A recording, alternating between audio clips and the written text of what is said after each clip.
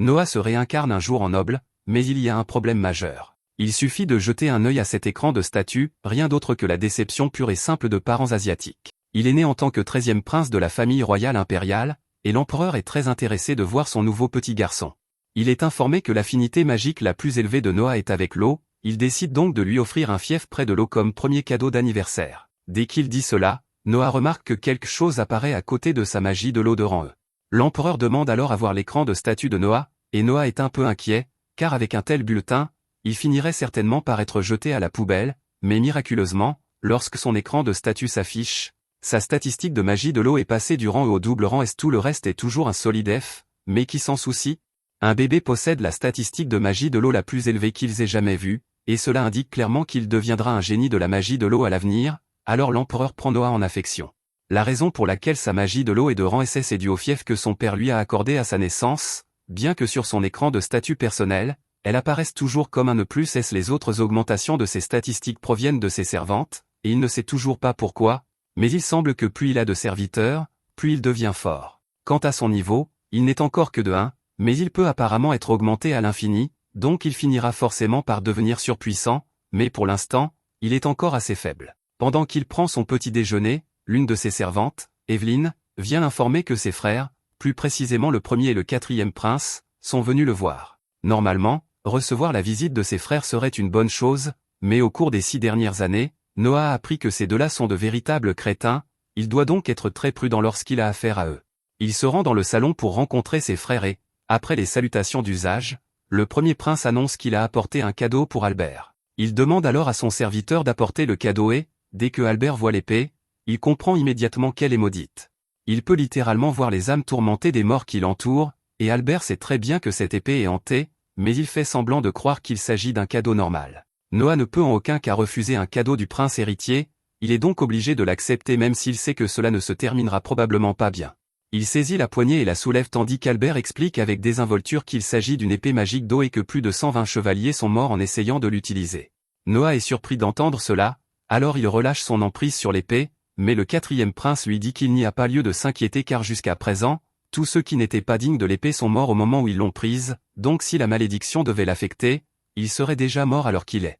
La raison pour laquelle Noah est immunisé contre la malédiction est probablement due à son double attribut de magie de l'OS, et il est plutôt rassurant d'apprendre qu'il ne risque pas de mourir à cause de cette chose, mais Noah est toujours furieux qu'Albert ait risqué sa vie pour une expérience stupide. Il ne peut pas le dire à voix haute, alors il attend simplement qu'Albert se lève et parte de lui-même pour pouvoir avoir un peu de paix et de tranquillité.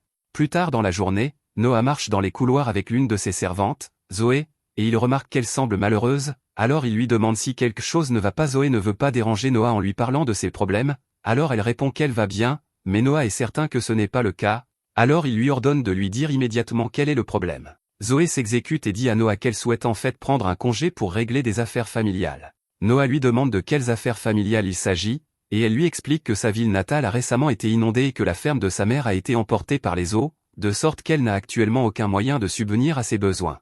Zoé a demandé conseil sur la manière dont elle pourrait réunir suffisamment d'argent pour reconstruire la ferme, et on lui a répondu que la seule solution serait de travailler pendant un certain temps dans le quartier rouge, ce qu'elle avait l'intention de faire pendant son congé, mais Noah ne l'entend pas de cette oreille. Il lui dit qu'il va donner un travail à sa mère, après tout, il avait l'intention d'embaucher un professionnel pour fermer les portes arrière, et comme elle lui a été recommandée, il la paiera 10 renés par mois.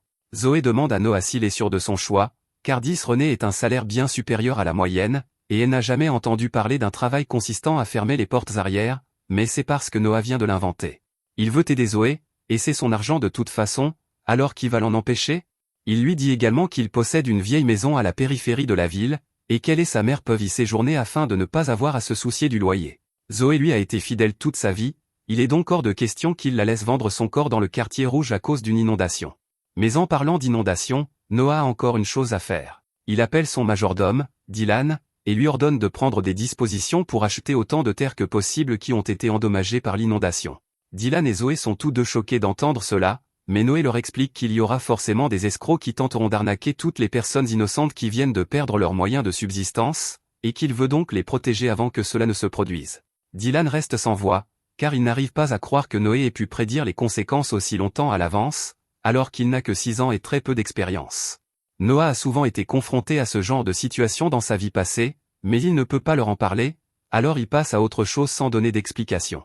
Dylan est plus qu'heureux d'aider Noah à acquérir les terres, mais il demande comment ils vont trouver les fonds nécessaires, car selon ses estimations approximatives, cela coûterait environ 700 000 renés. Zoé est choquée lorsqu'elle entend ce chiffre, et Noah ne lui en veut pas, car c'est pratiquement une petite fortune. Ici, dans la capitale, un adulte gagne en moyenne 120 renés par an, ce qui suffit pour subvenir aux besoins d'une famille, acheter une maison et bien se nourrir. La famille de Noah est évidemment plus riche que la moyenne, mais même ainsi, il ne dispose que d'environ 500 000 renés, et il doit donc trouver un moyen de réunir rapidement 200 000 renés supplémentaires. Il n'a pas beaucoup d'options, alors il décide de vendre le fief qu'il possède, mais Dylan lui dit qu'il ne peut pas faire cela. Cette terre était un cadeau de l'empereur, et la vendre sans autorisation serait un crime contre la famille impériale.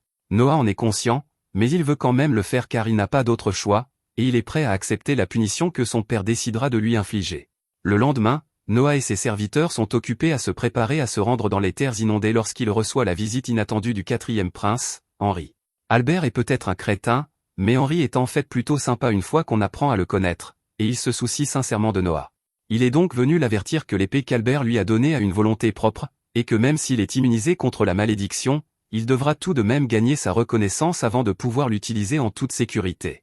Noah prend son conseil à cœur et, peu après, il part pour le village de Dasso. À son arrivée, il découvre que le terme « dégâts causés par les inondations » est un euphémisme pour décrire ce qui s'est passé ici, car on dirait que Kratos et Poséidon se sont battus à coups de poing. À première vue, Noah se rend compte que la plupart des propriétaires ont dû perdre leurs documents dans les inondations. Il ordonne donc à Dylan de se rendre au bureau du gouvernement et de trouver toutes les copies qu'il peut afin de faciliter l'achat. Pendant ce temps, Noah décide de se rendre sur place en personne pour voir comment les gens se portent après l'inondation.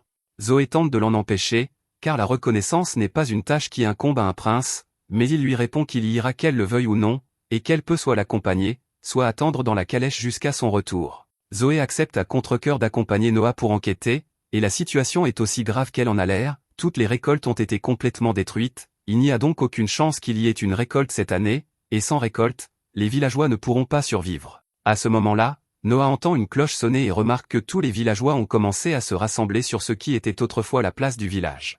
Zoé suppose qu'il s'agit d'une distribution de nourriture, car l'Empire fournit des fonds de secours à toutes les régions touchées par des catastrophes naturelles comme celle-ci. Noah trouve que c'est une bonne chose que le système d'aide aux sinistrés de cette région fonctionne comme prévu, et il se rend auprès des villageois pour partager leur repas, mais dès qu'il goûte la nourriture, il retire tout ce qu'il venait de dire de positif sur cet endroit. Il a déjà goûté de la nourriture britannique moins déprimante que cette triste excuse de bouillon, et il est presque sûr que les légumes utilisés ici étaient pourris. L'un des villageois entend Noah se plaindre de la nourriture et, ignorant l'identité de Noah en tant que prince, il suppose qu'il doit être une autre victime malheureuse de l'inondation.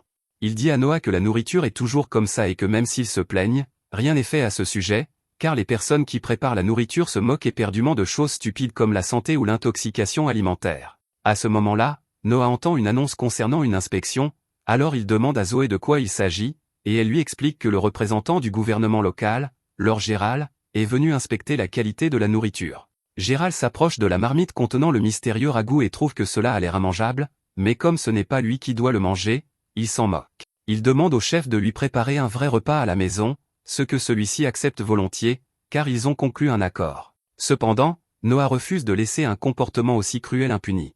Il confronte Gérald et lui demande s'il autorise la distribution de nourriture de si mauvaise qualité parce qu'il empoche le reste du budget alimentaire pour lui-même. Gérald, pensant que Noah n'est qu'un paysan sans pouvoir, admet ouvertement qu'il détourne le budget alimentaire, car il pense que Noah ne peut rien y faire. Entendre Gérald se vanter de voler les survivants affamés du déluge fait bouillir le sang de Noah, à tel point que l'épée maudite commence à réagir. Gérald en a assez d'écouter les propos irrespectueux de cet enfant inconnu, il sort donc son épée et se prépare à le tuer, mais avant qu'il ne puisse le faire, l'épée Léviathan s'envole de son étui et arrive à côté de Noah. La forte volonté et le sens de la justice de Noah ont suffi pour que l'épée le reconnaisse comme un digne porteur. Maintenant qu'il est capable d'utiliser son pouvoir, il tranche sans effort la tête de Gérald pour avoir détourné des fonds et menacé un prince royal. Peu après, Lord Rowan, le patron de Gérald, arrive, et les gardes tentent de le convaincre d'arrêter Noah pour avoir tué Gérald, mais dès que Rowan voit Noah, il le reconnaît immédiatement comme le 13e prince et s'agenouille pour lui témoigner son respect. Noah dit à Rowan qu'ils doivent avoir une longue discussion au sujet de la situation, ce qui est une façon polie de dire que Rowan est dans de beaux draps pour avoir laissé Gérald s'en tirer ainsi pendant si longtemps. Il dit qu'il a déjà puni Gérald, mais que les complices qui l'ont aidé à voler ses fonds sont toujours là-bas, et il attend donc de Rowan qu'il s'occupe d'eux de manière appropriée. En attendant, Noah lui ordonne de faire préparer un repas décent pour les gens ici. Plus tard, après que Noah a finalisé l'achat du village, Albert reçoit un rapport sur ce que Noah a fait, et il est surpris que son frère ait pu utiliser l'épée sans subir d'inconvénients, mais il a encore d'autres projets pour lui à l'avenir. Pendant ce temps, Noah est convoqué à une réunion avec son père pour s'expliquer. Il s'attendait à être réprimandé pour avoir vendu ses terres afin d'acheter un village endommagé par les inondations, mais à sa grande surprise, l'empereur le remercie. Si Noah n'avait pas fait ce qu'il a fait, les dommages subis par ces personnes auraient été bien plus importants. Il voit clairement que Noah est un jeune homme compétent, alors il lui demande de continuer à servir l'Empire de toutes ses forces, ce que Noah accepte avec joie.